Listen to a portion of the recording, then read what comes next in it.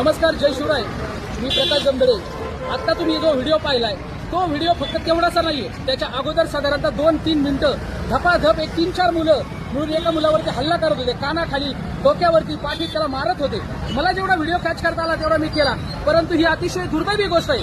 शाळेच्या हे BJS college आहे, इथं असं जेएसपीएम आहे, रायसोनी आहे, मोजा आहे. कॉलेजच्या भोवती साधारणतः 10 ते 12, 11 ते 12 ते 1च्या दरम्यान मोठ्या प्रमाणात कॉलेजच्या गेटवरती गर्दी जमा होती आणि मुलांमध्ये गुंडगिरी वाढत चाललेली आहे, ग्रुपिंग वाढत चालली आहे. ते एकमेकाला हल्ला करतात, मारतायत. आज एक मुलगा मध्ये 2 बाजूनी 2 गाड्या आणि त्याच्यावरती ठोके टाकतायत. हे अतिशय निषेधार्ह आहे. पोलीस प्रशासनाचं याकडे बिलकुल लक्ष नाहीये. मी यापूर्वी 8 दिवसापूर्वी देखील पोलीस प्रशासनाला विनंती केली होती की या ठिकाणी तुम्ही या ठिकाणी शाळा कॉलेज सुटण्याच्या वेळेस पोलीस प्रशासनाची सिक्युरिटीची खऱ्या अर्थाने गरज आहे.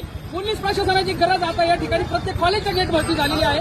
त्याचं कारण असं आहे की मुलांपासून मुलंच असुरक्षित आहेत, मुली असुरक्षित आहेत. परवा चंदननगरला कोयत्यानी गार्डनमध्ये एका मुलाला मारलं. आता काल परवा वाघोलीतील सीसीटीव्ही कॅमेरे मुलांनी फोडले, गाड्या फोडतायत.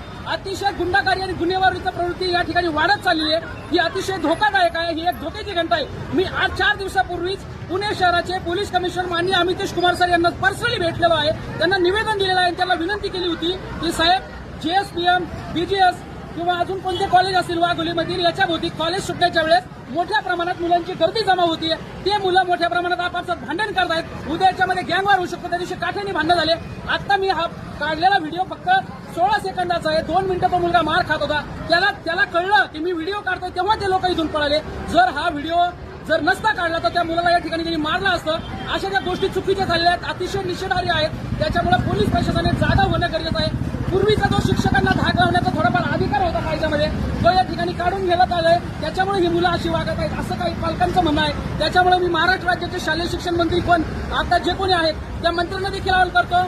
पुणे जिल्ह्याचे पालकमंत्री माननीय श्री अजितदादा पवार यांना देखील आवाहन करतो. राज्याचे मुख्यमंत्री माननीय श्री देवेंद्रजी फडणवीस यांना सुद्धा आवाहन करतो की साहेब, शाळा कॉलेजमध्ये वाढती गुंडगिरी वाढलेली आहे, ती थांबवा. आणि पूर्वीचा जो प्रकार होता की शाळेमध्ये विद्यार्थ्यांना शिक्षा दिली जायची, शिक्षकांना थोडा अधिकार होते मारायचे, ते अधिकार काढून घेतल्यापासून 10वी 12वीचे मुलं मोठ्या प्रमाणात गुंडगिरी करत आहेत.